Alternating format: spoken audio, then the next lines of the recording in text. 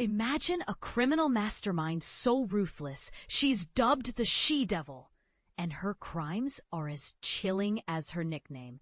Martha Alicia Mendez Aguilar, known as La Diabla, has been arrested in a dramatic joint U.S.-Mexican operation, exposing a horrifying network of baby trafficking and organ harvesting that reads like something out of a nightmare.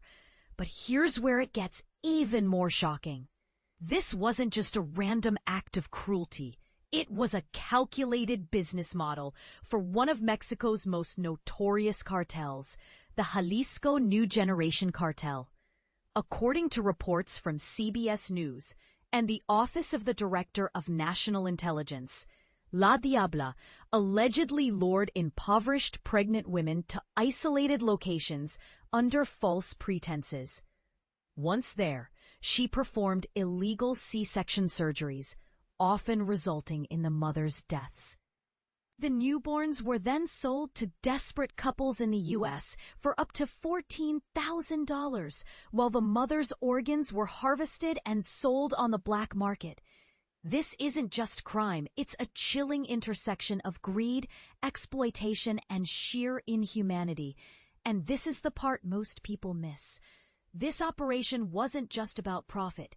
It was a strategic move by the cartel to diversify its revenue streams, as noted by Joe Kent, director of the DNI's National Counterterrorism Center. This is one example of what terrorist cartels will do to finance their operations, Kent explained.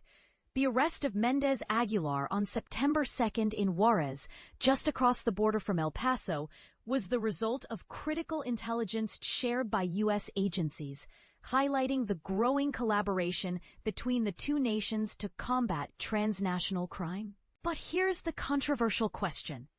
Is treating cartels like terrorist organizations, as President Trump's executive order did in January, the right approach? The Jalisco New Generation Cartel was designated a Foreign Terrorist Organization, FTO, in February, a classification typically reserved for groups like Al-Qaeda. This move grants the U.S. broader powers, including intelligence sharing, sanctions, and even military support. While it's led to high-profile arrests like La Diabla's, critics argue it could escalate violence or blur the lines between criminal and terrorist activity. What do you think?